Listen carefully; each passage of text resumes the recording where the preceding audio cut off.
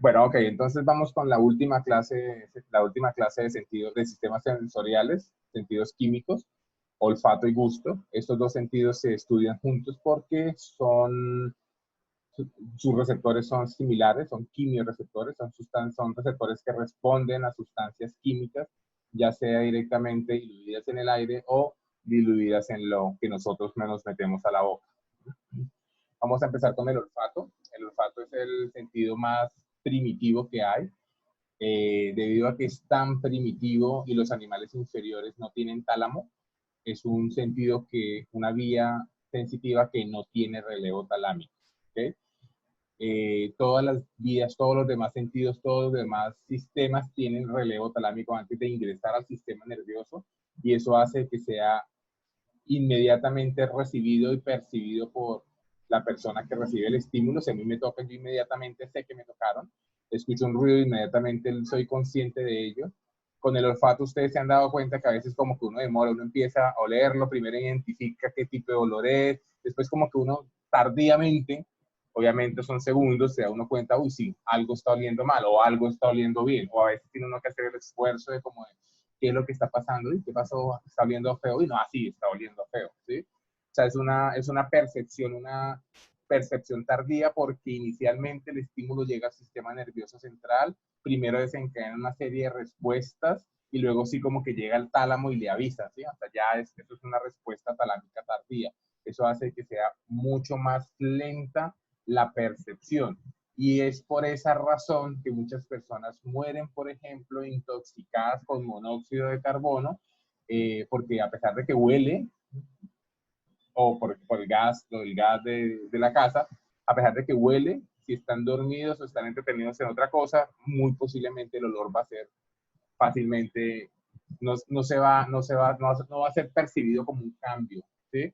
Por, el mal olor o el buen olor jamás te va a despertar, ¿sí? Te despierta un ruido fuerte, te despierta la luz brillante, te despierta que te toquen, te despierta que te hablen, pero no te despierta un mal olor, o no te despierta un olor en especial, ¿listo? Porque no tiene relevo talámico, ¿ok? Para que una sustancia sea odorífera, o sea, que active receptores olfatorios, tiene que ser volátil, o sea, que se pueda disolver en el aire. La gran mayoría de moléculas lo son, ¿sí? Y que idealmente sea hidrofílica, que sea fácilmente mezclada con el agua, para que se mezcle e impregne el moco de la cavidad nasal, de la mucosa nasal, y obviamente de esa manera llegue a los receptores olfatorios.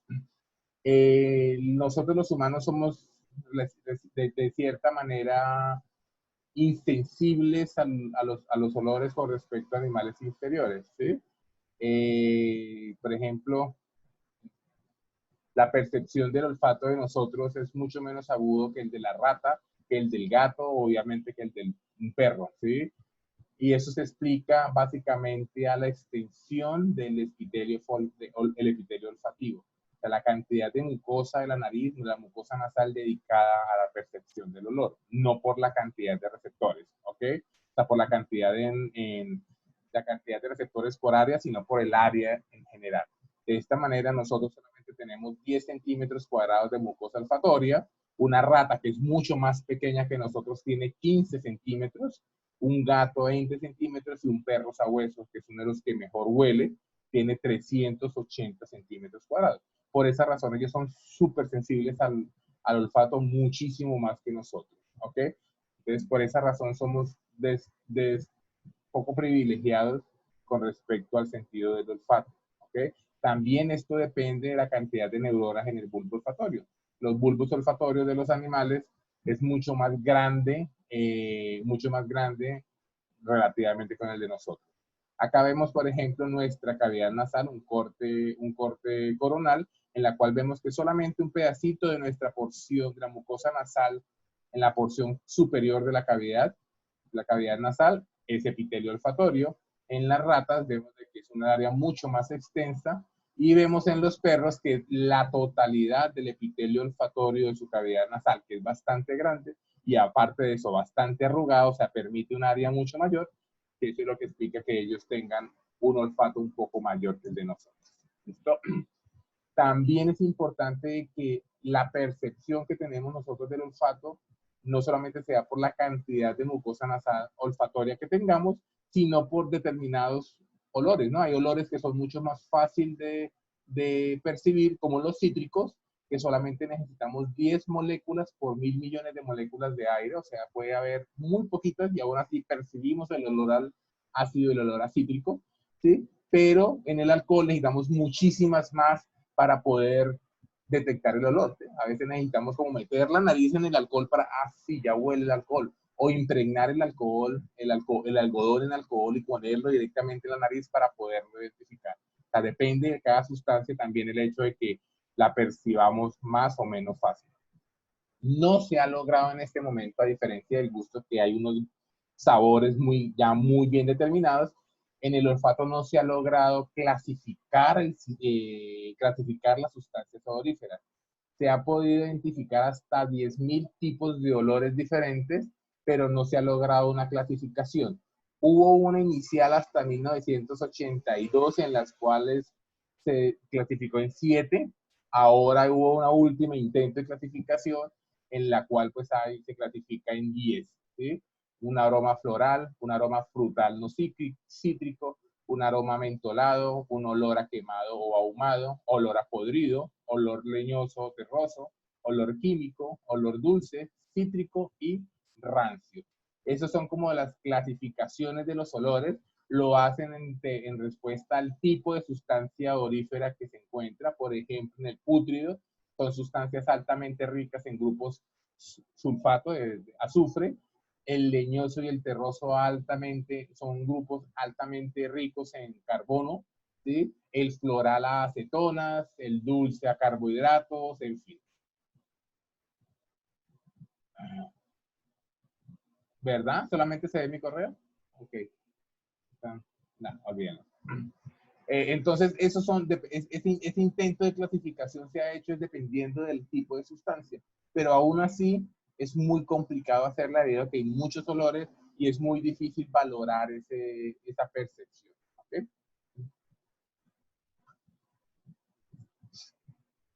Entonces, lo que veníamos comentando, el epitelio olfatorio es mucho más pequeño en nosotros y eso nos hace mucho menos sensibles, mucho menos poderosos para detectar olores. ¿Listo? Entonces, está hablando de ese epitelio olfatorio, pues lo vemos acá, se encuentra ubicado en la porción más superior de la cavidad nasal. Está compuesto, es el mismo epitelio, la misma epitelio de la mucosa nasal que recubre todo el tracto respiratorio superior. Sin embargo, ese epitelio está modificado por la presencia de unas células adicionales que serían las neuronas receptoras olfatorias. Estas neuronas receptoras olfatorias se encuentran localizadas de manera exclusiva en esta área de la mucosa nasal. ¿Listo? En todo el techo de la cavidad nasal, parte de la cavidad de la pared lateral y parte del septo nasal. Es un área bastante pequeña comparada con otros animales y la diferencia de este epitelio con la del resto es la presencia de la neurona receptora olfatoria, que sería el receptor olfatorio propio de la vía del olfato. ¿Listo? Acá vemos la mucosa, el epitelio compuesto por la lámina propia, que es la base del epitelio, unas células basales que se comportan como células madre pluripotenciales, pueden convertirse en células receptoras olfatorias o células de soporte, ¿ok? De esta manera, estas son neuronas. De esta manera, estas neuronas basales, estas células basales se pueden convertir en neuronas y rompen el mito de que las neuronas no puede producirse neuronas después de viejo. Estas neuronas se renuevan aproximadamente cada 2 semanas. Cada 2 semanas tenemos células nuevas, ¿listo? Neuronas nuevas. Entonces ahí rompemos el mito de que que las neuronas no se pueden replicar. Claro que sí se pueden replicar. El problema es la ubicación en el cerebro, la glía que no deja producir nuevas neuronas. Mientras no haya glía, la neurona puede crecer. Y eso nos damos cuenta en las neuronas del epitelio olfatorio y las neuronas que se encuentran en la lengua formando los receptores gustativos. ¿Listo? Esta neurona receptora, ¿sí? Tiene 2 axones, es bipolar. Uno de esos axones va hacia la superficie, acá vemos el moco, todo esto es moco producido por la glándula de Bowman, que es la glándula mucosa nasal, va a producir un moco que va a cubrir por completo la mucosa nasal y esta neurona receptora en su extremo apical de ese axón distal va a tener unos cilios, esos cilios son los que van a percibir, los que van a recibir el estímulo olfatorio, que básicamente es una molécula odorífera que llega al moco, se impregna en el moco y de esta manera es captada por la neurona, por el receptor. ¿Listo? Acá estoy explicando básicamente eso. Entonces, un axón distal, un axón en el ápice de la neurona, que es el que tiene los cilios, que son los que reciben la sustancia odorífera, y tiene un axón proximal. Estos axones proximales ascienden hacia el cráneo, perforan la lámina cribosa, y son estas raicillas nerviosas las que van a conformar el nervio olfatorio. ¿Ok? Entonces acá vemos otra foto, acá vemos la mucosa nasal, vemos las células de sostén, la glándula de Bowman, vemos la neurona con sus dos dendritas, con sus dos axones, un axón distal con sus cilios olfatorios embebidos en el moco de la mucosa nasal, y vemos un axón proximal que perfora el hueso etmoides por la lámina cribosa, llega al cerebro y son estas raicillas las que van a conformar el nervio olfatorio. Acá vemos entonces lo que nosotros normalmente la gente conoce que este es el nervio olfatorio. No, los nervios olfatorios son las raicillas que atraviesan la lámina cribosa del etmoides y llegan al bulbo olfatorio. ¿De acuerdo? Entonces el nervio olfatorio no es uno, son varias, múltiples raicillas que llegan y perforan la lámina cribosa del etmoides y llegan hacia el bulbo olfatorio. ¿De acuerdo? Profesor, Señor. disculpa, una pregunta. En sí, esos raicillas del nervio olfatorio, ¿están en el meato superior? ¿En qué meato se ubican No, principalmente? meato, cuando hablamos de meato, hablamos de los espacios que hay por debajo por debajo de la, ¿qué? De los cornetes. Eso es un meato, ¿sí? O sea, por debajo, este es un cornete y por debajo estaría el meato superior, meato medio y en el caso acá no se alcanza a ver el meato inferior. ¿Listo? La mucosa olfatoria no se encuentra en ningún meato, se encuentra en la cavidad nasal, en la parte más superior. Mira, date cuenta de que no hay ningún meato acá. Los meatos están por debajo de los cornetes. ¿Listo? Listo, profe, gracias. Ok. Por esa razón nosotros cuando estamos con gripa, tenemos congestión nasal, aumenta la cantidad de moco a nivel de la mucosa nasal y al aumentar el moco, pues va a diluir la sustancia olfatoria y va a ser mucho más difícil que la neurona la perciba. Por esa razón perdemos el olfato cuando estamos cuando tenemos gripa, ¿sí? Cuando tenemos congestión nasal, por esa razón. Si hay mucho moco, pues la sustancia química no va a llegar a la neurona y eso va a hacer que nosotros percibamos un poquito menos el olor. ¿Listo? Bueno, ¿de qué manera ese receptor hace la transducción? La sustancia odorífera se une a unas proteínas receptoras en la superficie de los cilios. En esa puntica de los cilios hay receptores para las sustancias odoríferas. Esa receptor es un receptor metabotrópico asociado a proteína G. O sea, llega, percibe la sustancia, activa esa proteína G y la proteína G va a activar una adenilatociclasa, que es una enzima que produce AMP cíclico. Al producir AMP cíclico, recuerden que el AMP cíclico es un segundo mensajero, aumenta la cantidad de AMP cíclico, se desencadena una cantidad de procesos, pero que va a llegar es a una cascada de amplificación. O sea, va a amplificar una sola molécula, va a activar una cantidad de cascadas que va a permitir el ingreso masivo de calcio, la despolarización de la neurona, del receptor y la producción de un potencial de acción. Estos receptores hay una cantidad, se han descrito aproximadamente 950 genes asociados a receptores diferentes, ¿sí? O sea, un receptor para un olor específico, o sea, casi 950 receptores diferentes. Es interesante que aunque nosotros somos muy malos percibiendo olores, tenemos la misma o más o menos aproximadamente la misma cantidad de genes de receptores que otros animales. O sea, no es que nosotros percibamos menos olores, sino que tenemos menos receptores, ¿de acuerdo? O sea, nosotros podríamos oler exactamente igual que un perro, si nuestra mucosa olfatoria fuera un poco más grande. Acá vemos la cascada que hay, que existe. Vemos el receptor, que es un receptor metabotrópico asociado a proteína G. Llega la molécula de sustancia odorífera, la que sea, activa el receptor, activa la proteína G activada. Esta proteína G activa va a activar una adenilatociclasa, que es esta.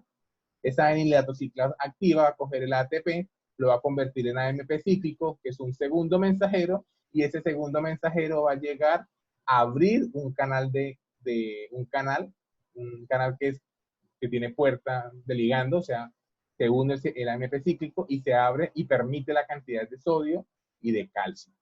Este calcio va a llegar y además de despolarizar la célula, se va a pegar a un canal de cloro también que se abre por calcio. Entonces, aparte de que el calcio entra como ion positivo, me despolariza la célula, me abre un canal de cloro que me va a permitir que el cloro salga de la célula. Y al salir de la célula, salen iones negativos y me va a terminar de despolarizar aún más la neurona. De esa manera, una sola molécula va a provocar un potencial de acción potente en cada una de las neuronas receptoras.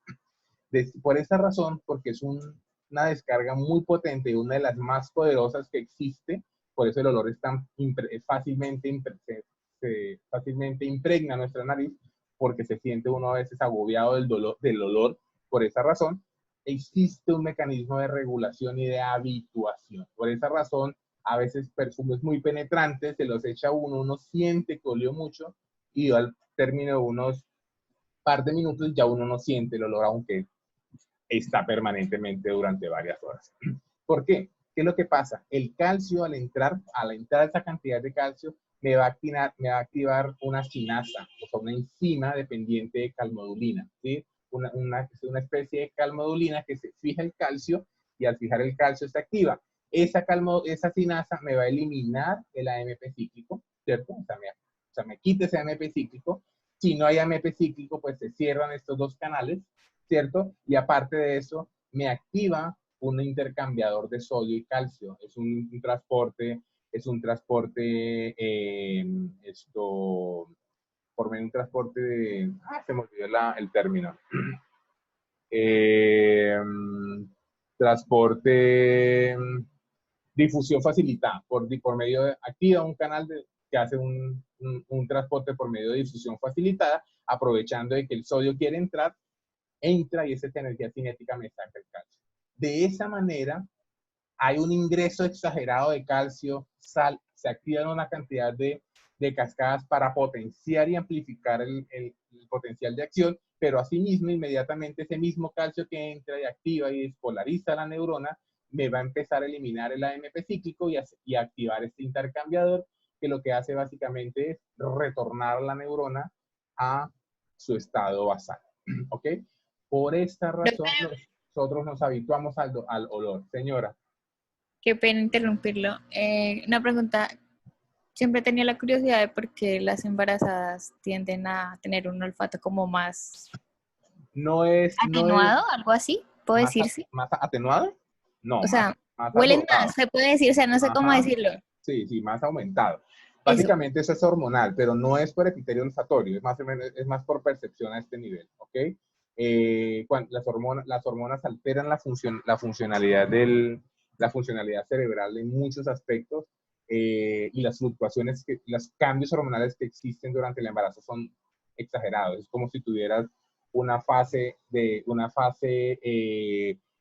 existen dos fases, la menstrual y la no menstrual, una por progestágenos y otra por estrógenos. Sería una fase prolongada de estímulo progestágeno, y eso hace que provoca algunos cambios a nivel cerebral, y eso básicamente es una hipersensibilidad de la corteza para muchos, no solamente para olores, para muchos otros. Son más intolerantes a la luz, son más intolerantes al sonido, porque la corteza está mucho más activa. ¿Listo? Pero no es por mucosa olfatoria, es por actividad, por recepción cerebral. ¿Listo? Okay.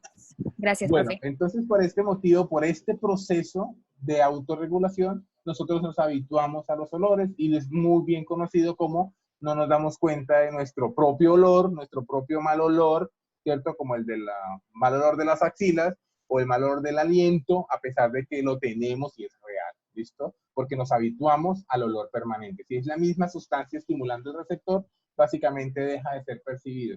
Tiene que haber una limpieza. Por esa razón, se usan en las ventas de perfume, se usa el café. El café lo que hace es resetear, porque es una sustancia que activa muchos tipos de receptores diferentes. Entonces, ¿por qué? No sé, pero se ha demostrado que el café activa no solamente el de olor a café, sino que también activa los demás. Entonces, lo que hace es resetear el estímulo. Se siente fuerte el olor a café y eso me bloquea como ese agotamiento, esa habituación que tenemos cuando vamos a catar un café, a catar unas lociones.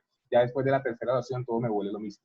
Entonces, por esa razón el café llega, se resetea para hacerlo. Lo mismo hace con el gusto. ¿Sí? El gusto al café me elimina todos los demás sabores. Por eso se usa después de las comidas, ¿sí? Para limpiar el sabor, ese sabor residual que puede quedar. ¿No? Bueno, ¿qué pasa? Entonces se despolariza la neurona del receptor olfatorio. Ese receptor olfatorio, recuerden que es un receptor secundario, completamente independiente de la vía olfatoria, ¿cierto? Está el receptor y ahí empieza la vía olfatoria.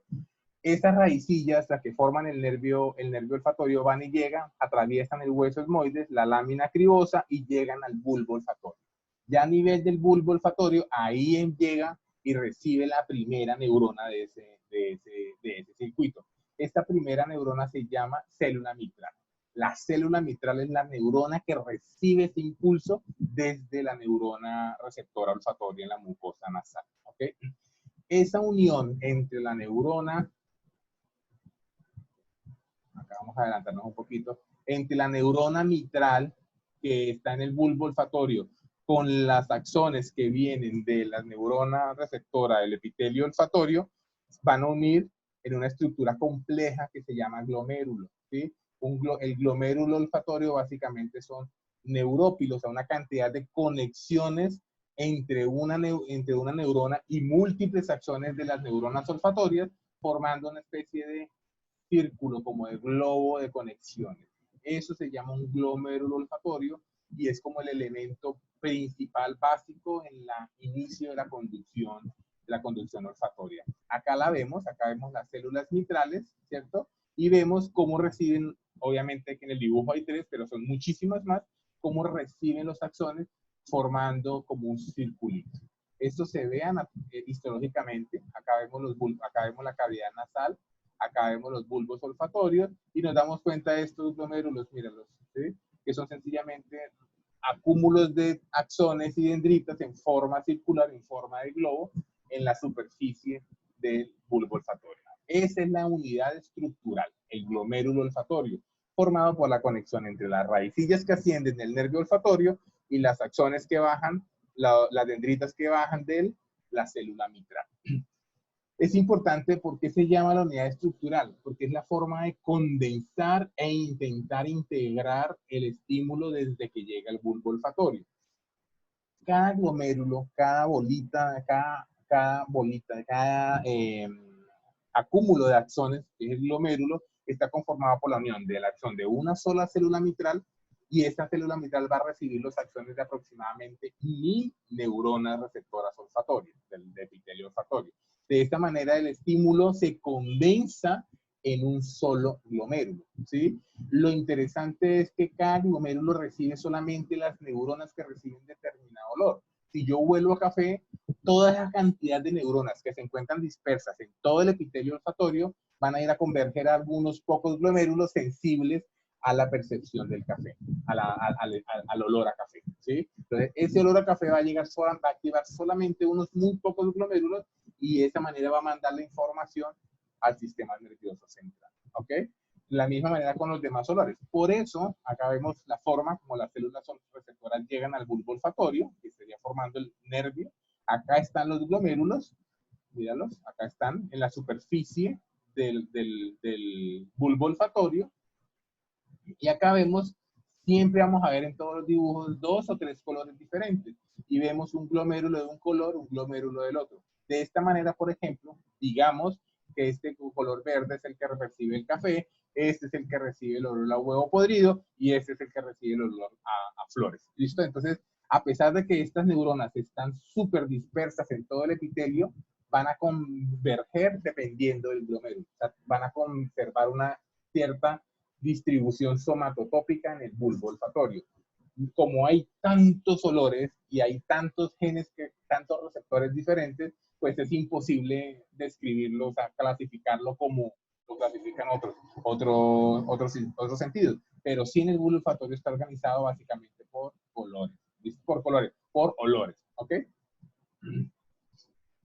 ¿Qué otras células se encuentran? Aparte de la célula mitral, que es la que va a proyectar la información hacia el cerebro, tenemos otras células, las células en penacho y otras células inhibitorias como la periglomerular y la célula granular. Básicamente estas células son interneuronas inhibitorias.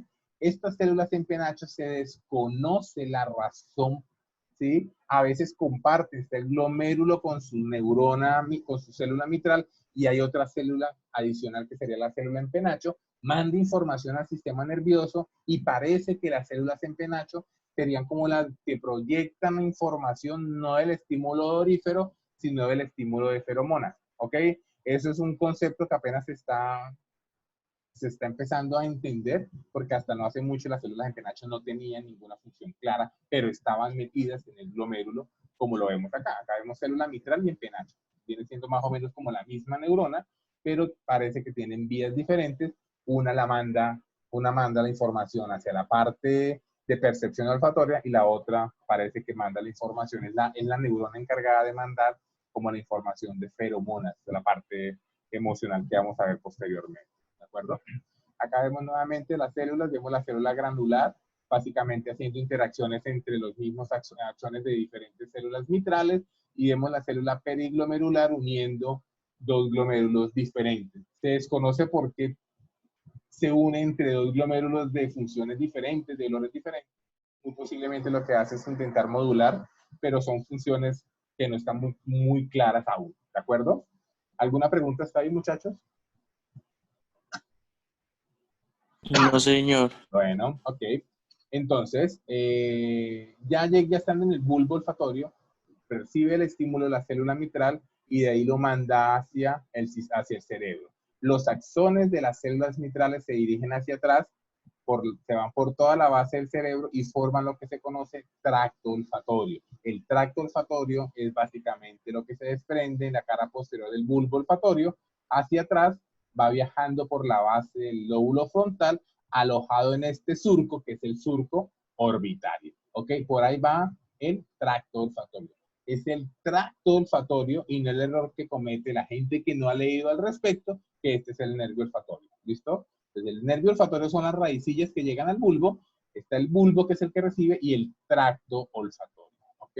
Se llama tracto porque ya está metido dentro del sistema, forma parte del sistema nervioso central. ¿Listo? Ese tracto olfatorio se dirige hacia atrás y cuando llega acá a la sustancia perforada anterior del cerebro, se divide en dos estrías. Coge dos caminos, una estría olfatoria lateral y una estría olfatoria medial. ¿Ok? La estría olfatoria lateral se va hacia el lóbulo temporal, dirigida básicamente a la vía olfatoria clásica, la que me va a ayudar a percibir el sonido, ¿okay? Percibir el olor, a detectar el olor. La estría olfatoria medial se va hacia la línea media y se va a dirigir al hipotálamo, a áreas del lóbulo prefrontal, básicamente como a darle la integración afectivo-vegetativa de los olores. ¿Listo? Un olor es uno de los estímulos más poderosos que existen para despertar emociones, tanto buenas como malas, ¿sí? Nos evocan muchos recuerdos y nos pueden desencadenar respuestas físicas evidentes. Un olor rico a comida lo hace uno salivar, le hace uno dar hambre, le hace uno dar espasmos abdominales, ¿sí? Un olor a feo le dan náuseas, vómitos, se le cambia la cara, se pone pálido, ¿sí? Entonces, esa respuesta vegetativa tan intensa que hay frente a un estímulo odorífero, pues es causada, es conducida por ese camino. Entonces, el lateral hacia la corteza olfatoria como tal y la medial hacia otras estructuras de la línea media como el hipotálamo para desencadenar toda la parte emocional y vegetativa asociada a la recepción del estímulo olfatorio. ¿Okay? Ninguna de las dos vías hace relevo talámico. Como lo dije y lo vuelvo a repetir, es la única vía sensitiva que no pasa por el tálamo. Y eso explica lo que comentaba al inicio, la dificultad, la rapidez, la lentitud básicamente por la cual uno como que es consciente de un olor. ¿Sí? Entonces demora un poquito, es como que espere, ya es un olor tal, o sea, huela feo, me alejo de acá. ¿Sí? Entonces eso es explicado por esa falta del relevo talámico.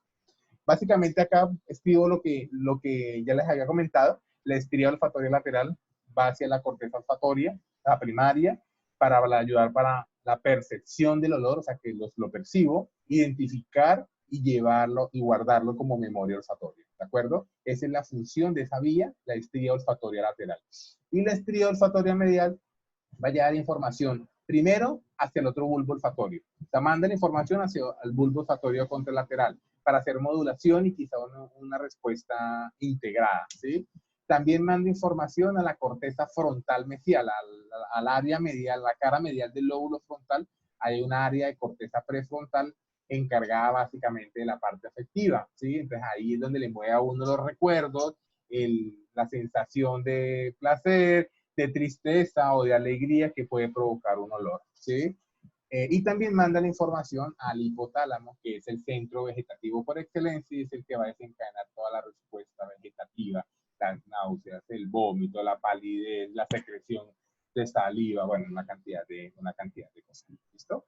Acá vemos entonces, está el bulbo olfatorio, la estría lateral hacia el lóbulo temporal, hacia las cortezas olfatorias que vamos a ver a continuación, y una vía medial que pasa al otro lado, llega al bulbo olfatorio contralateral, llega al hipotálamo y llega acá, mira, acá vemos cómo llega hacia la cara medial del lóbulo frontal, que básicamente es una corteza prefrontal, una corteza afectiva, emocional.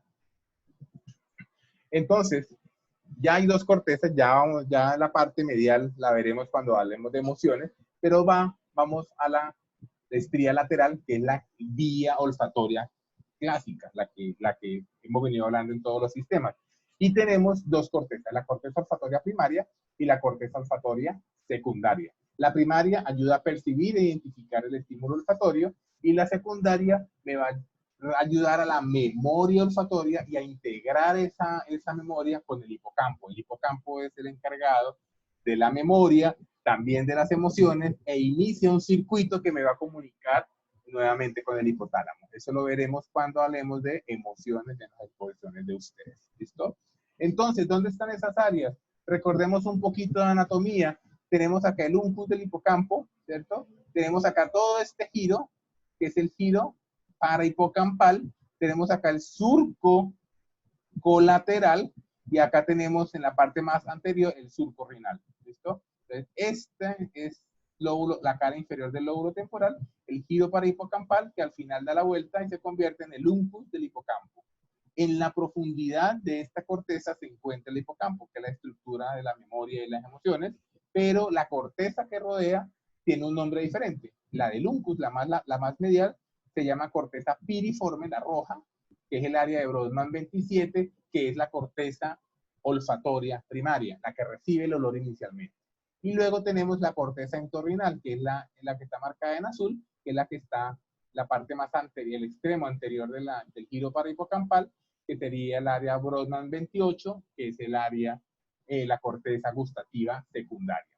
Acá percibimos el olor, acá lo integramos, lo recordamos, ¿sí? Y lo mandamos hacia el sistema circuito. Entonces, un resumen de las vías, tenemos la estría olfatoria lateral, va a llevar a la corteza piriforme, que es la corteza olfatoria primaria, percibimos, identificamos el olor, después la manda a la corteza entorrinal, básicamente memoria, para integrar y guardar ese recuerdo del olor, esa corteza entorrinal va a llevar la información al hipocampo. El hipocampo va a iniciar una cantidad de circuitos que va a comunicar con el tálamo. Ahí sí le informa al tálamo ya después, y le informa al tálamo de que percibe un olor, pero eso lo hace después de mover una cantidad de cosas acá, ¿cierto?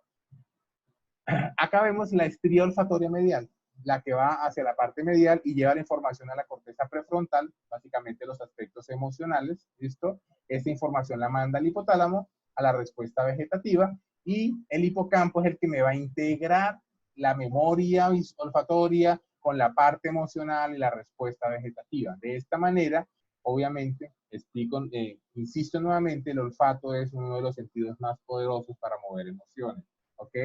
Tan poderoso es de que somos capaces de alejar a una persona o sentirnos atraídas por una persona sin tener ningún tipo de escucharla ni conocerla. A veces uno ve a alguien y uno como que, ¡wow! Esta persona es genial.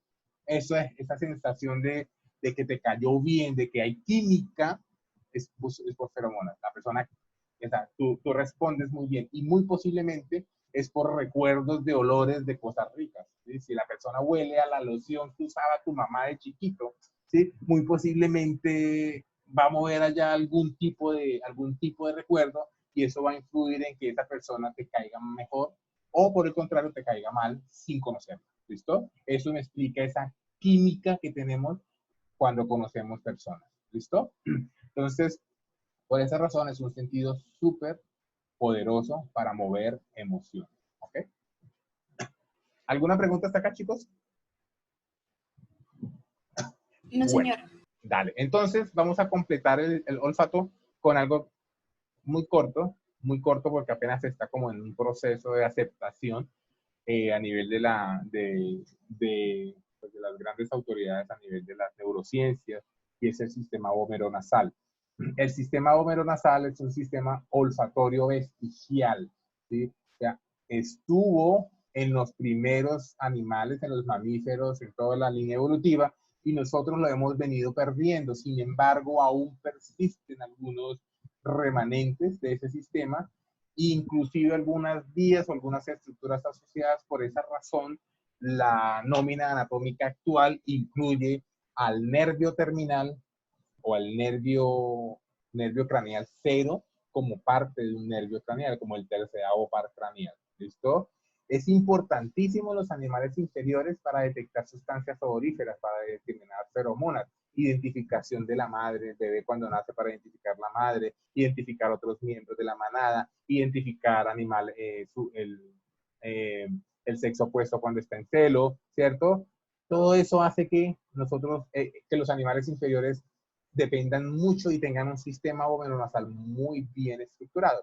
Nosotros lo tuvimos de pequeños, y eso explica por qué el niño es casi ciego y casi sordo, y él va desarrollando su visión y su audición de manera relativamente tardía, ¿sí? No que perciba porque él percibe sonidos, sino que los integre y los acepte como tal, pero el olfato sí es poderoso. O sea, más que escuchar y ver a la mamá, el bebé la huele. Es el olor a la mamá lo que hace que el bebé se tranquilice, o al papá o a la persona que lo cuide. ¿De acuerdo? Entonces, sí hay un sistema de percepción de feromonas. También los que le comentaba, esa sensación del olor de una persona de manera involuntaria hace que lo repudiemos, o por el contrario nos queramos acercar a esa persona.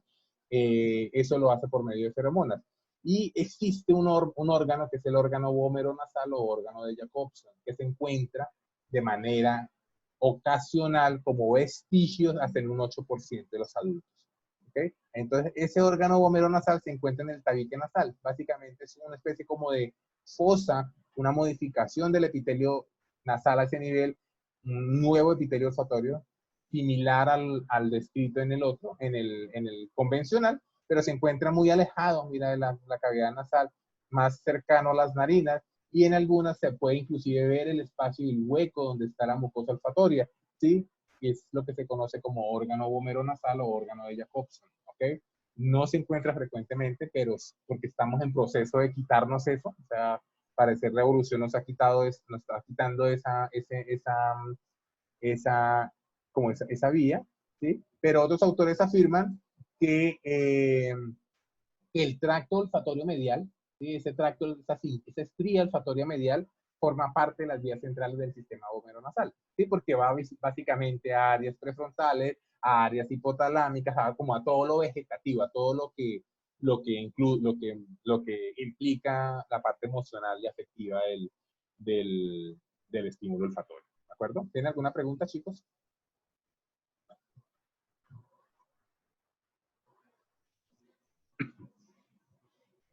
No, profe, ahí vamos Señor, bien. Ok, bueno, listo. Entonces, hablamos de gusto, vamos a empezar, hablamos de olfato, vamos a continuar con gusto, ¿ok? Es un sistema un poco más simple, a pesar de que el olfato es más sencillo y es más filogenéticamente más antiguo, el gusto es un poco más sencillo, a pesar de que es un órgano más evolucionado que el olfato, ¿sí? A diferencia del estímulo olfatorio, de la molécula olfatoria, de la sustancia que podemos oler, el estímulo gustativo, la molécula tiene que ser no volátil. O sea, tiene que estar integrada en líquido o en sólido para poder ser, en líquido básicamente, para poder ser percibida. ¿Listo? Por eso a veces nosotros hay olores que uno huele, uno lo prueba y no sabe a lo que huele, ¿sí? Porque es diferente la molécula, está diseñada es para que sea volátil y no sea percibida por el gusto, ¿ok? La sensibilidad del gusto es mucho más baja, ¿sí? O sea, nosotros, por ejemplo, para poder percibir un sabor ácido necesitamos 2 nanomoles del ácido del limón, por ejemplo, o sea, la concentración es muy baja. Somos mucho menos sensibles al azúcar, necesitamos muchos más, 20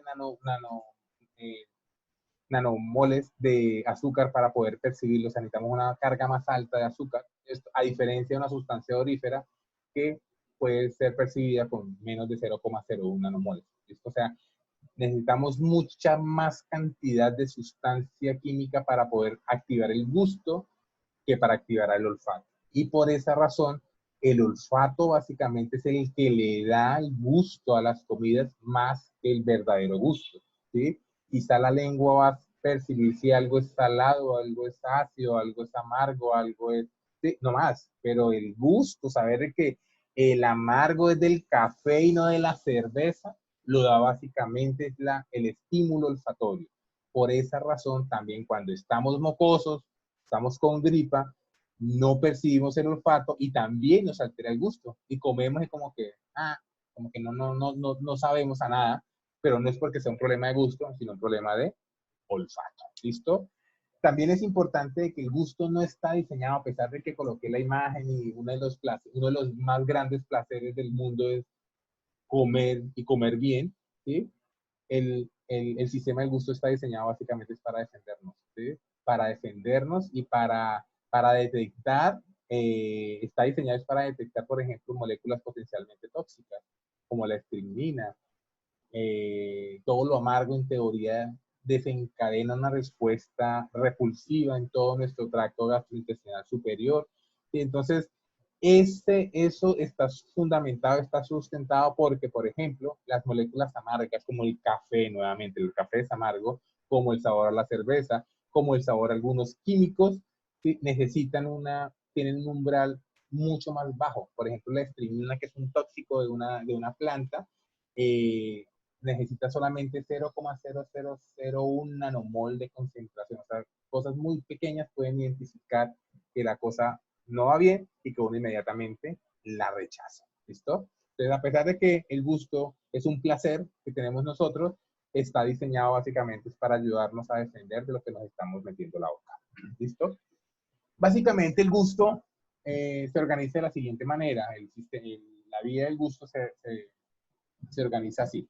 El gusto, el estímulo gustativo se identifica por los receptores localizados en los corpúsculos gustativos de las papilas linguales. Eso lo vamos a ver a continuación. La lengua tiene unas papilas de determinada forma y determinada localización que me ayuda a identificar el estímulo gustativo. Esta información ingresa al sistema nervioso por medio de 3 pares craneales, ¿sí? El gusto, la sensación del gusto que se recibe en los 2 tercios anteriores de la lengua va por el nervio facial, y ya lo sabemos. El del tercio posterior de la lengua por el glosofaringio y por la faringe, y el que se recibe en la faringe y en la laringe va por medio del vago. También recuerden que a pesar de que el gusto está concentrado en la lengua y en la cavidad oral, el paladar también tiene corpúsculos gustativos e inclusive el esófago también tiene receptores gustativos. Listo, con menor intensidad que en la lengua, pero los tiene. ¿Okay? Toda esa información va a llegar al núcleo del tracto solitario. Ese núcleo que vimos en algún momento allá en bulbo raquídeo, que integra ese núcleo común propio del glosofaringeo, del vago, del facial, del glosofaringeo, del vago. Es un núcleo común sensitivo, me reciben la información gustativa de los tres nervios craneales, del facial, del glosofaringeo y del vago. Desde ahí, esos taxones que están en las neuronas en el núcleo del tracto solitario ascienden y llegan al tálamo, como siempre, como todo sentido, activan. Nosotros en el gusto nos metemos algo dulce e inmediatamente sabemos que es dulce. No tenemos que esperar de que haya esa integración cerebral para luego darnos cuenta del gusto, a diferencia del olfato. ¿Listo? Y desde el tálamo llega la información a las cortezas gustativas, que es la corteza de la ínsula, una parte del lóbulo frontal y la corteza orbitofrontal, que la vamos a ver a continuación. ¿Listo? Acá vemos el grafiquito, vemos la lengua, vemos la faringe, parte de la laringe, los 2 tercios anteriores por el facial, el tercio posterior por el glosofaringeo y todas las estructuras, toda la mucosa laringea y faringea por el vago. Son 3 nervios craneales completamente independientes, pero van a converger en una sola estructura, que es el núcleo del tracto solitario, o núcleo gustatorio, como lo quieran llamar. Ese núcleo, ahí estaría la neurona de segundo orden. En los ganglios de los nervios craneales está la de primero, acá estaría la neurona de segundo orden, va a mandar información hacia el tálamo, al núcleo ventral posteromedial, que sería la neurona de tercer orden, y ahí la manda a las cortezas olfatorias, a las cortezas gustativas. ¿Listo? ¿Qué tipos de estímulos gustativos hay? Convencionalmente nos enseñaron que 4, pero hay 5, ¿sí? Dulce, salado, ácido, amargo y umami. Es un sabor que está completamente claro que existe. ¿Listo? ¿A qué creen que sabe qué sabe el umami? Denme ejemplos de ese sabor. Muchachos, los escucho. No los leo, los escucho. ¿Qué creen a qué sabe el umami? El sabor umami. Ay, me escriben, les digo que no me escriben. No los voy a leer. ¿Ah? Deme ejemplos, Alejandro. Deme ejemplos a qué sabe el umami. Eso todo el mundo lo sabe. Yo les digo y ya, sí, a eso sabe. La sazón de mamá. ¿La qué? No, mano. Eso es olfato. Eso es olfato, ¿ok?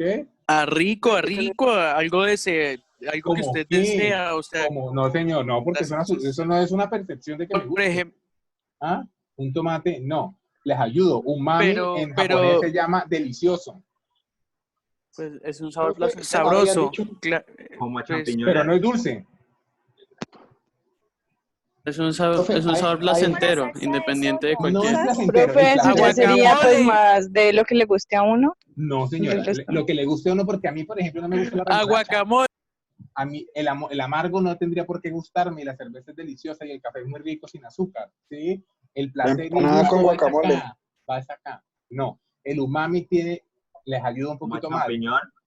Si el dulce lo activan los azúcares, el salado las sales, el ácido los iones de hidrógeno, el umami lo activan los aminoácidos. El tomate. Alimentos No. ricos en proteínas. No, aminoácidos sueltos, no proteínas. Ah. ¿A qué sabe los energizantes? El Vive 100, el Red Bull, ¿sí?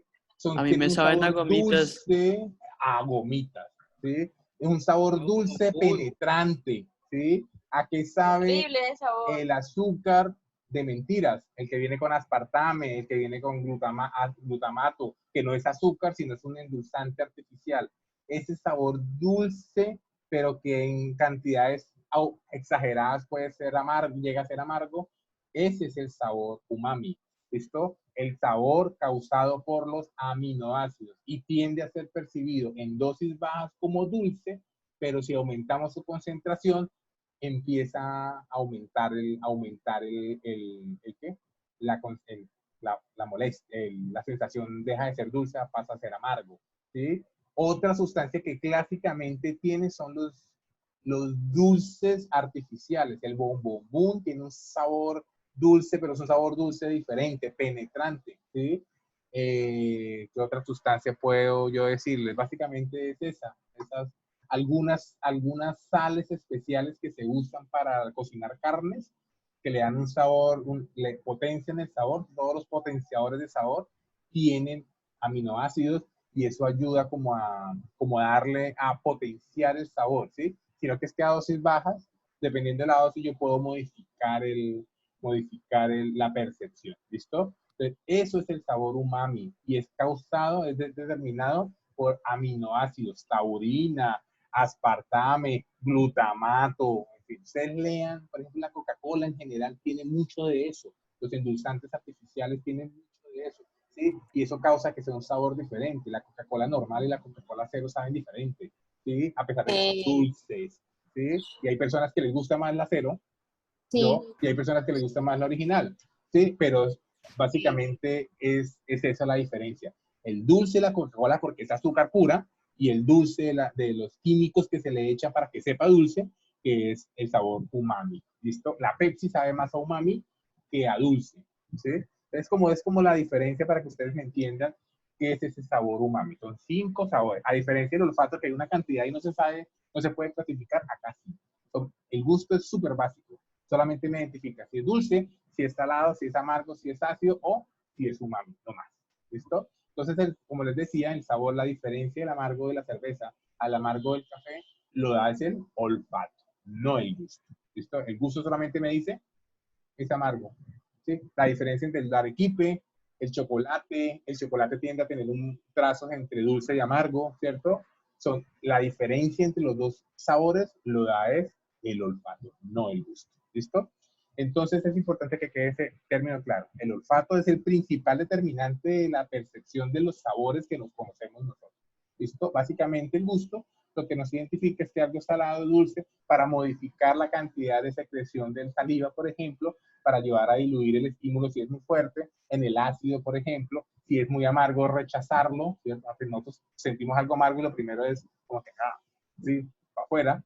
Entonces, esa es la función del gusto. ¿Listo? El olfato es el que nos determina ya como el detalle fino de lo que nosotros nos estamos comiendo. Bueno, vamos entonces. Bueno, entonces, ¿quiénes reciben el estímulo olfatorio? Las papilas gustativas. Las papilas gustativas son modificaciones del epitelio que recubre la lengua, que son receptivas, son especializadas en la recepción del estímulo gustativo. Existen más o menos 4.000 papilas gustativas distribuidas principalmente en la lengua, en el paladar, en la epiglotis y en el esófago. ¿Listo? Esas papilas son de 4 tipos. ¿Alguien me escuchó? No, no sé de qué estás hablando, Lisette.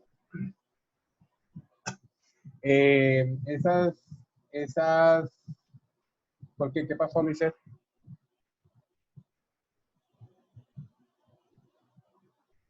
Lisette, ¿qué pasó?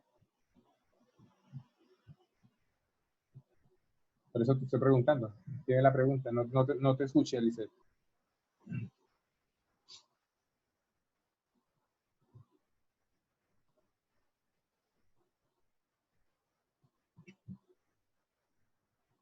Escríbela. Ustedes envíenmela por WhatsApp y yo se la reproduzco al profesor. Es una persona que no puede usar el olfato.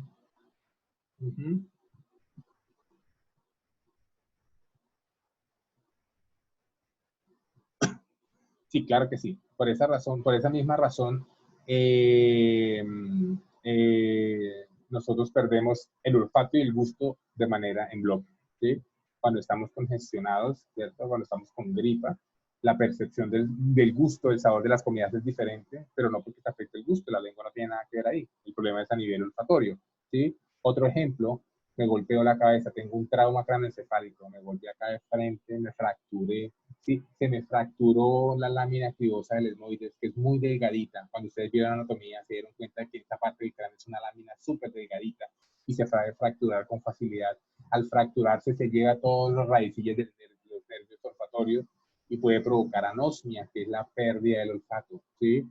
Esa anosmia, el paciente me va a llegar diciendo, más que no huelo, es que no sé, no pruebo las comidas.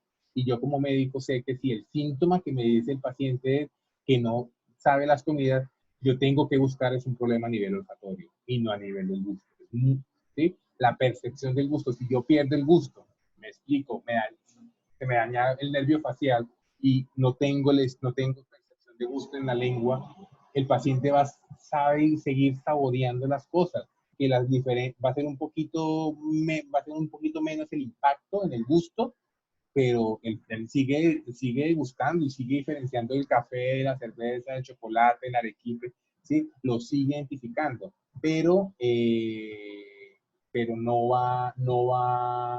o sea, no se va a afectar tanto como si se me afectara a mí el olfato. O sea, es el olfato el que me determina básicamente el gusto que nosotros conocemos, ¿ok? Insisto, el gusto está diseñado básicamente para defensa.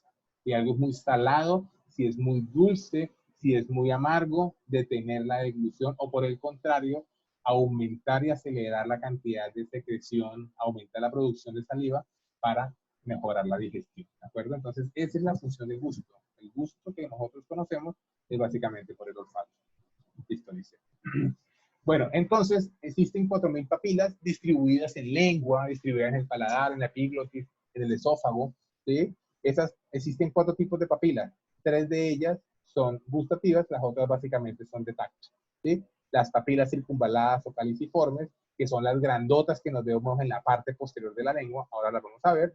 Las papilas fungiformes, que son como las plaquitas grandes que nos vemos en la lengua. Las foliadas, que son como los pelitos gruesos que vemos, las filiformes, y las foliadas son las que tenemos en la cara lateral de la lengua.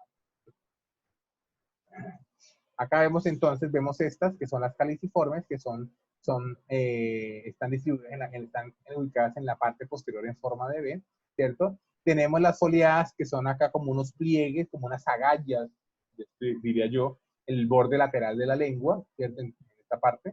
Vemos acá los granitos, que son las fungiformes, ¿cierto? Y tenemos ya el resto, que son las filiformes, ¿ok?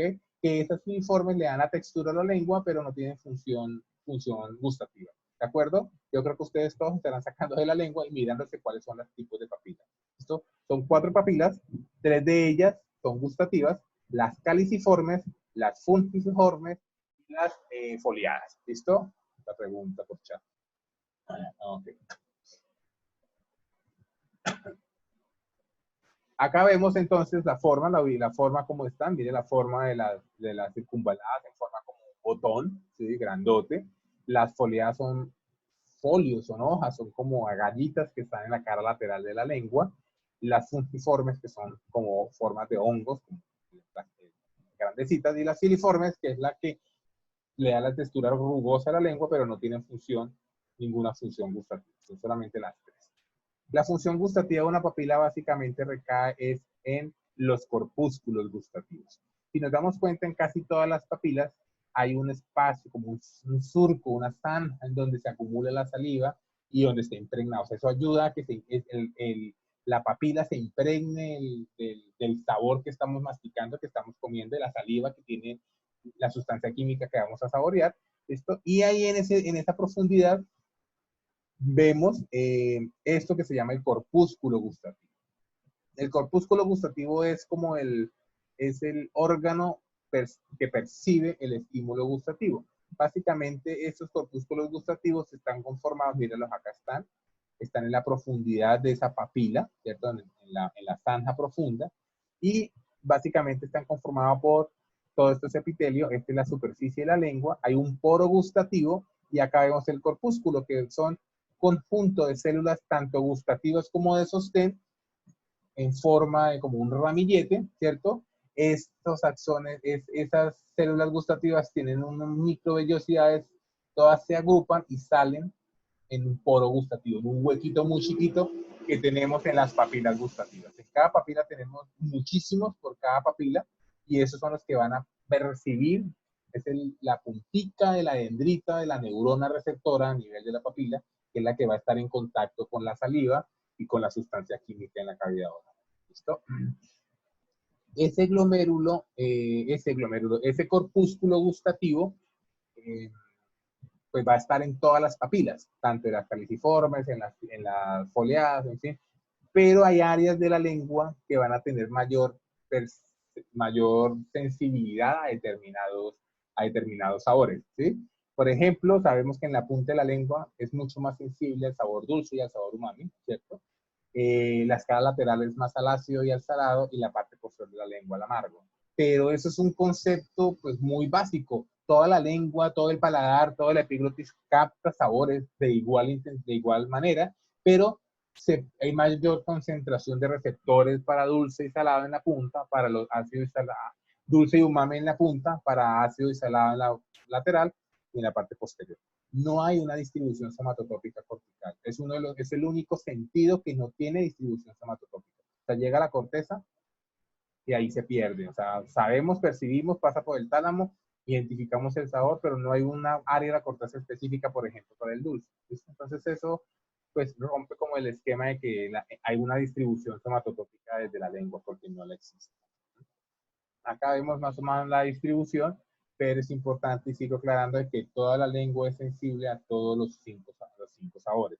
¿Por qué es más en el dulce? Porque es lo primero que percibimos, ¿sí?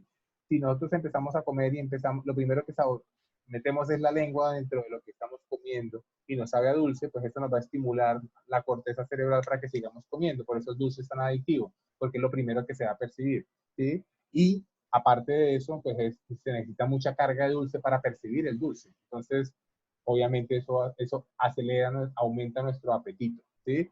¿Por qué al salado y ácido en los bordes? Porque ya después de masticar es que empieza uno a saber si lo que está comiendo es ácido o salado, y empieza a aumentar la cantidad de saliva si es ácido, a disminuirla si es salado, para diluir lo que estamos comiendo, y empieza a preparar el estómago para qué es lo que estoy comiendo, para la secreción gástrica ya más específica. Y el amargo, pues cuando estamos comiendo, pues ayuda como a que cuando lo vayamos a mandar haya ese filtro. ¿Será que si es lo que estamos tomando o que estamos comiendo, si es lo suficientemente seguro? Entonces, si es muy amargo, como que lo primero es como que no lo deja pasar. Por esa razón está como en la parte posterior, principalmente en las papilas caliciformes, que son las que forman como esa barrerita en B. ¿Listo? Pero toda la lengua es sensible a todos los sabores. ¿Ok? Existen dos procesos de transducción. Ya sabemos que el corpúsculo gustativo, ahí están las neuronas, la neurona receptora gustativa, ¿sí? Ella transduce el estímulo gustativo de dos maneras. Existe por medio de receptores ionotrópicos, básicamente los sabores salado y ácido son los que activan canales, ¿cierto? Y los receptores metabotrópicos, los demás sabores. El dulce, el amargo y el umami. ¿Ok? Entonces son dos procesos completamente diferentes, uno por canales y otro por receptores acoplados a proteínas G, pero en ambos lo que se va a hacer es despolarizar la neurona, que es un receptor secundario, y va a liberar serotonina. Entonces la serotonina es el neurotransmisor por excelencia de la transmisión del gusto. ¿Listo? Olfato es glutamato, gusto es serotonina, oído, audición y equilibrio es histamina. Entonces ahí vemos cómo ese glutamato no es tan importante en el sistema nervioso periférico con respecto a los sentidos. ¿Okay? Y el dolor, por ejemplo, es sustancia P. Entonces ahí vemos para qué sirve cada neurotransmisor aparte de su función central. Entonces el neurotransmisor por excelencia del sistema gustativo es la serotonina. Por esa razón, las personas que sufren de depresión, en las cuales los niveles de serotonina disminuyen, uno de sus principales síntomas es la falta de apetito. Y esa falta de apetito es porque no les saben las cosas a como deberían saber. O sea, como que, me sabe lo mismo el dulce al chocolate, me sabe lo mismo el arroz al caldo, bueno, en fin, poniendo ejemplos súper groseros, ¿ok? Por esa misma razón, porque hace falta serotonina. Y por otra razón también, algunos antidepresivos que aumentan la cantidad de serotonina a nivel de la hendidura sináptica me van a afectar el gusto. Entonces las personas que toman, por ejemplo, amitriptilina van a sentir la boca amarga, ¿sí? Amargura en la boca, que no se limpia, se lavan la boca y siguen con la sensación amarga, o la sensación de sabor metálico en la lengua, ¿sí? Porque hay más serotonina y hay una alteración en esa comunicación entre la neurona receptora y las vías del músculo. ¿Ok? Entonces, por esa razón se explican algunos síntomas en la depresión o algunos efectos adversos de los antidepresivos. Acá vemos las dos maneras de traducción. Acá vemos la neurona receptora, acá vemos el axón de la primera neurona de la vía gustativa. Acá vemos entonces las dos maneras, por medio de canales de receptores ionotrópicos y receptores metabotrópicos. En los receptores ionotrópicos, básicamente percibe sales y ácidos, ¿sí? Son canales que dejan entrar sodio, calcio, iones de hidrógeno, básicamente iones positivos que me van a despolarizar la neurona, y al despolarizármela, pues va a hacer todo lo que ya sabemos que hace, abrir canales de sodio, abrir canales de calcio, para despolarizar, producir un potencial de acción y producir la liberación del neurotransmisor, que en este caso sería serotonina. ¿Listo? ¿Ok? Pero también tenemos otra vía, la vía de los receptores metabotrópicos acoplados a proteína G.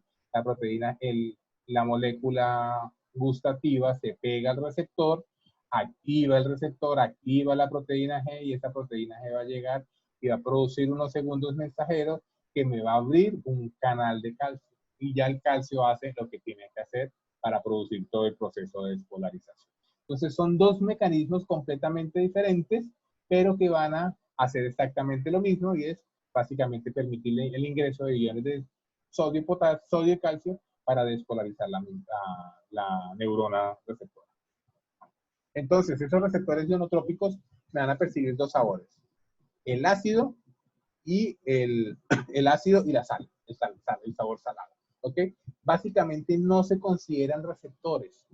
¿Ok? No se considera un receptor, sino son canales abiertos permanentemente, canales sensibles, específicos para el sodio y el calcio, y canales específicos para el hidrógeno. O sea, son canales que están constantemente abiertos, y si yo como algo ácido, pues va a haber muchos iones de hidrógeno, y al haber muchos iones de hidrógeno, por gradiente de concentración, el hidrógeno va a entrar. ¿Sí? ¿Sí? Entonces acá el receptor para el ácido es abierto, es permeable solamente a iones de hidrógeno. Entonces, si yo como algo ácido, hay muchos iones de hidrógeno, y esos iones de hidrógeno van a pasar por gradiente de concentración. Entonces, básicamente no hay un proceso de activación de ningún receptor, sino es un canal abierto. Si yo como algo ácido, va a haber muchos iones de hidrógeno, y por gradiente de concentración van a entrar a la neurona. ¿Listo? Igual manera pasa con los canales para la percepción de salado. No es que reciban el sodio o el cloro o el calcio, sino que básicamente están abiertos. Entonces el sodio que está en el cloro, en las sales, o el calcio que está en las sales, va a entrar de manera, ¿sí? Yo mastico, mi espacio, mi cavidad oral está llena de algo salado, y eso va a permitir de que ingrese sodio o ingrese calcio, y eso, tanto el sodio, el calcio, como el hidrógeno, son positivos. Entonces van a despolarizar la célula, van a volverla menos negativa, y eso va a desencadenar un potencial de acción. ¿Listo? Entonces no hay una activación. No es que llegue una sustancia y me active el receptor, sino que ya el canal está abierto. Entonces, si hay mayor concentración de sodio en mi cavidad oral, pues va a entrar mucho sodio y voy a percibir que el sabor es salado. O si hay mucho ácido, muchos iones de hidrógeno, y me va a percibir que el sabor es ácido. Así de sencillo. ¿Listo? Cosa diferente ocurre con los metabotrópicos, con el sabor dulce, con el sabor amargo y con el sabor umami. ¿Ok? Básicamente ellos sí necesitan ser activados por moléculas especiales, básicamente por azúcares simples en el dulce, por aminoácidos como la taurina y el aspartame para el umami, y algunas sustancias muy específicas, que es muy difícil, básicamente alcaloides, que le dan el sabor al amargo. ¿Sí? Esa sustancia específica va a llegar y va a activar un receptor. Ese receptor está asociado a proteína G, la proteína G se activa, acá está, ¿cierto? Esta proteína G activada va a activar una fosfolipasa. Esa fosfolipasa, la fosfolipasa beta 2, va a producir trifosfato de inositol, que es un segundo mensajero. Ese segundo mensajero va a llevar se va a pegar y va a activar un canal que se llama el canal TRPM5, que básicamente es un canal de calcio. Entonces, si hay mucho trifosfato de inositol, pues va a abrir el canal, se va a abrir el canal de calcio y va a permitir ingreso de calcio. ¿Listo? Entonces es un proceso un poco más dispendioso, pero finalmente me va a provocar apertura de y un canal de cationes, un canal de iones positivos para despolarizarme la célula.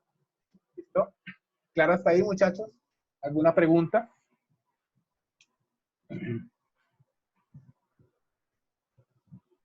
Cuidado que tengo café. Bueno, Profe, yo tengo una pregunta. señor. Profe, ¿por qué a veces cuando consumimos cosas muy amargas nos dan ganas de vomitar? Por Pero lo otras mismo. veces, pero ¿por qué, profe, otras veces que digamos el ron es muy amargo y uno se lo toma y él baja lo más de bien? Pero los medicamentos que son amargos, por lo menos yo me voy a comer una pasta muy amarga y a mí no me baja y una vez me dan ganas de vomitar. Eso es básicamente, El Por la metronidato. sensación, ¿no? La sensación Pero- que tiene, porque, digamos, el ron a usted le genera algo chévere, pero la pasta no. así de sencillo. Y recuerda que la primera vez que tú tomaste alcohol, que tú tomaste cerveza, no te gustó. ¿Sí? O sea, nada. La primera vez No, que a mí sí me gustó la fumaste, primera vez. la primera vez que La fumaste, primera Uy, mucho no, más borrachera. va a raro. sentir, pero es que es un proceso. O sea, uno se emborracha no porque le guste la cerveza o le guste el alcohol. ¿Sí? Uno se emborracha es porque forma parte de un constructo social o familiar que hace que tú empieces a consumir alcohol. Y ya después de haberse consumido, ya el alcohol empieza a mover fibras dopaminérgicas y eso provoca un gusto especial. ¿Sí? De la misma manera que a ti te gusta la cerveza, muy, muy rica la cerveza fría, tómesela caliente, no le va a entrar, ¿sí? Porque ahí está, porque tú estás mentalizado que la cerveza tiene que ser fría porque es que fría la sirven en los bares o fría te la dan tus amigos en la casa cuando estás tomando. O sea, es un constructo social y familiar que te has forjado. Hay gente que no le gusta la cerveza, ¿sí? Y sigue sabiendo que es amarga. En la misma cerveza amarga que tú te tomas y tú la disfrutas, la misma persona no le gusta. Igual al café. A mí me encanta el café sin azúcar, ¿sí? Hay gente que no le gusta, tiene que echarle azúcar al café. Entonces son sencillamente gustos, pero la percepción es la misma. Tú te dices, a ti la cerveza es rica, o sea, es dulce, es deliciosa. No, sí, es más la sensación, el contexto, todo, inclusive hasta la sensación de frío, ver la botella fría, el vaso, todo, por Dios, eso hasta lo hace uno salivar, pero no significa que la cerveza deje de ser amarga por eso. ¿Listo? ¿Ok? Pero cosas amargas como una pasta o como alguna otra sustancia, pues van a provocarte repulsión, porque ese es el verdadero objetivo. ¿Sí? Tómate una cerveza caliente y muy posiblemente te van a dar ganas de vomitar, no te va a entrar ni media cucharada de cerveza caliente. ¿Sí? Profe, ya la he tomado caliente. Usted que es un borracho, mano. Pero eso básicamente es gusto, eso básicamente es acá. No, eso ni es de nacimiento, Sí, profe. hay gente que no le gusta el dulce, odia el chocolate, no sé por qué los dejan vivir, odia el Confirmo, es chocolate, verdad. odia el arequipe, ¿cómo van a odiar el arequipe? ¿Sí? Pero la gente lo odia, y a veces lo odia es sencillamente por conexiones. Mi ahijado, pobrecito, Uy, el arequipe mi, horrible, profe. mi ahijado está chiquito, tiene 9 años, él se marea mucho, de los papás de bestias, lo que hacían es coger el mareol, partírselo y dárselo en un arequipito. Entonces el niño cogió una aversión al arequipe espantosa y él huele el arequipe y le da ganas de vomitar. Por esa razón, no porque el arequipe lo haga, sino porque hay una correlación del sabor amargo que la pepa con el arequipe, ¿sí? Entonces le tiraron los dulces al niño, el niño no disfruta ningún dulce porque todo le da náuseas. Eso, pero es por eso. Entonces, así como hay estímulos negativos, también hay estímulos positivos que incentivan el consumo para comer algo o no comerlo. Y entonces ahí ya cada persona es independiente. Hay gente que no le gusta alguna cosa y hay otra gente que le encanta, pero eso no significa que el sabor sea diferente. Es el mismo sabor. Igual el picante. Si me gusta el picante es gusto mío, pero la sensación de dolor aparece en todas las personas. Bueno, una cantidad de mensajes. Okay. Entonces, ya habiendo aclarado esa duda, entonces continuamos con las vías centrales. ¿Okay? Entonces, está el receptor en las papilas gustativas, distribuidas en la lengua y en la cavidad orofaringea, y dependiendo del lugar, pues lo va a percibir un par craneal. ¿Listo? Esta neurona de primer orden se encuentra en los ganglios de cada uno de los nervios craneales. En el nervio facial, en la parte periférica, que eso no lo hablamos porque ustedes ya lo vieron en la anatomía, está el ganglio geniculado. El ganglio geniculado se encuentra en la profundidad del hueso, de la porción petrosa del hueso temporal. Ahí se encuentra el ganglio geniculado y ahí se encuentra la neurona de primer orden del gusto de los 2/3 anteriores de la lengua. ¿Sí? La otra neurona de primer orden, la de la tercio posterior, la que va por el glosofaringio, esa neurona de primer orden se encuentra en el ganglio petroso inferior, que se encuentra después de la salida del orificio yugular del cráneo. Sale el glosofaringio del cráneo, justo ahí está el ganglio petroso inferior y ahí está la neurona de primer orden, ¿sí? Igualmente, el ganglio nodoso o ganglio vagal inferior del nervio vago también se encuentra a nivel de la fisura, de la hendidura yugular, a nivel de la base del cráneo. Entonces, dependiendo del estímulo, la neurona de primer orden va a estar en el geniculado del facial, petroso inferior del glosofaringio, o ganglio nodoso o vagal inferior del nervio vago. ¿Listo? Desde ahí, todas, absolutamente todas, van a converger en el núcleo del tracto solitario. El núcleo del tracto solitario se encuentra en el aspecto lateral, bien en la periferia del bulbo raquídeo. Ustedes se acuerdan perfectamente cuando hicieron el dibujo. Y finalmente esta información asciende, los axones llegan al núcleo ventral posteromedial del tálamo y ahí es donde hace el relevo talámico y la manda hacia las cortezas. Acá vemos el resumen, vemos el ganglio geniculado que recibe los 2 tercios anteriores, tercio posterior en el ganglio petroso inferior, me falta el inferior, y ganglio nodoso del nervio vago. Los tres son 3 vías completamente diferentes, pero van a converger en el núcleo del tracto solitario. Desde ahí, los axones van a llegar al tálamo sin hacer ningún tipo de cruce y van a mandarla ya a la corteza gustativa. La corteza gustativa queda en el lóbulo insular. El lóbulo insular es el que está en la profundidad del surco lateral, de la fisura lateral. Esa corteza es principalmente gustativa y se extiende un poco a algo que se llama el opérculo frontal, que básicamente es el labio superior de ese surco lateral. ¿Listo? Ahí está la corteza gustativa primaria, ¿sí? Que es lo que se conoce como área de Brodmann 43. ¿Ok? No hay distribución somatotópica y básicamente ahí en esa misma corteza identifica el estímulo gustativo y ayuda un poco a la memoria gustativa. ¿Ok? La corteza gustativa secundaria se encuentra en la corteza orbitofrontal, que es la corteza de la cara basal de los hemisferios, de los lóbulos frontales. Esa es la corteza orbitofrontal y ahí se encuentra la corteza gustativa secundaria. Ahí está integrada básicamente toda la parte afectivo-emocional, similar al olfato. Obviamente el gusto también mueve mucho, por eso se convierte fácilmente en una adicción, por esa sensación de placer que desencadena comer, ¿sí? Y también me ayuda a activar los reflejos de saciedad y repulsión. Si yo ya estoy lleno, por más rico que esté, pues ya no más, ¿sí? No me entra y dejo de comer.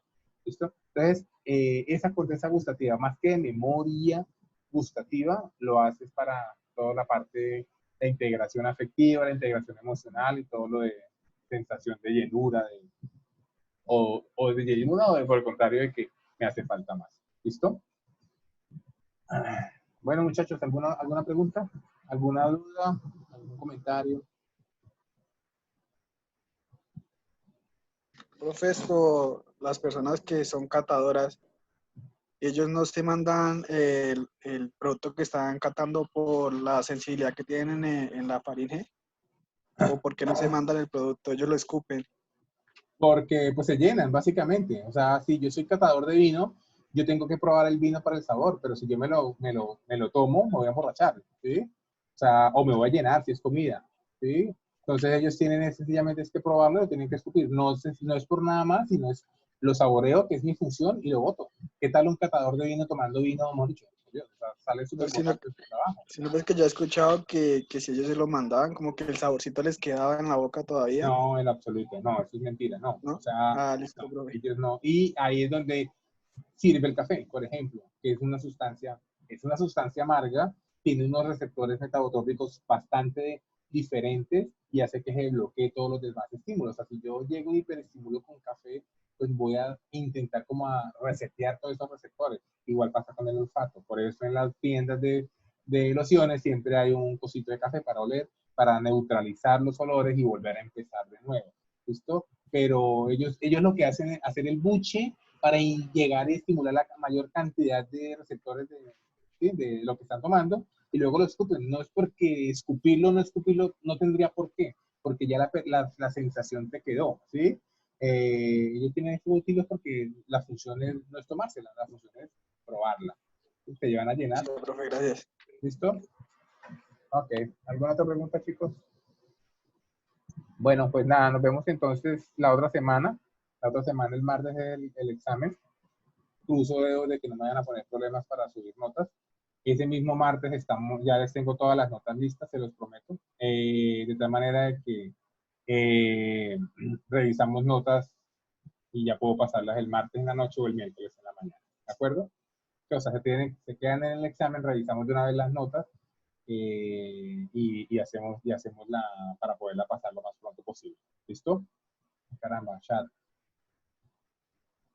Bueno, listo, muchachos. Si no hay ninguna duda, entonces nos vemos martes, 3 de la tarde, por favor. ¿Ok? Igual les mando el link. Inicialmente se darán cuenta, no he terminado de hacer el examen. Entonces no sé exactamente cuántas preguntas, pero mi objetivo es hacer 50. Entonces, vamos, muy probablemente el examen es de 50 preguntas para responder en 2 horas. ¿Listo? Listo, profe, gracias. Bueno, ok, chicos.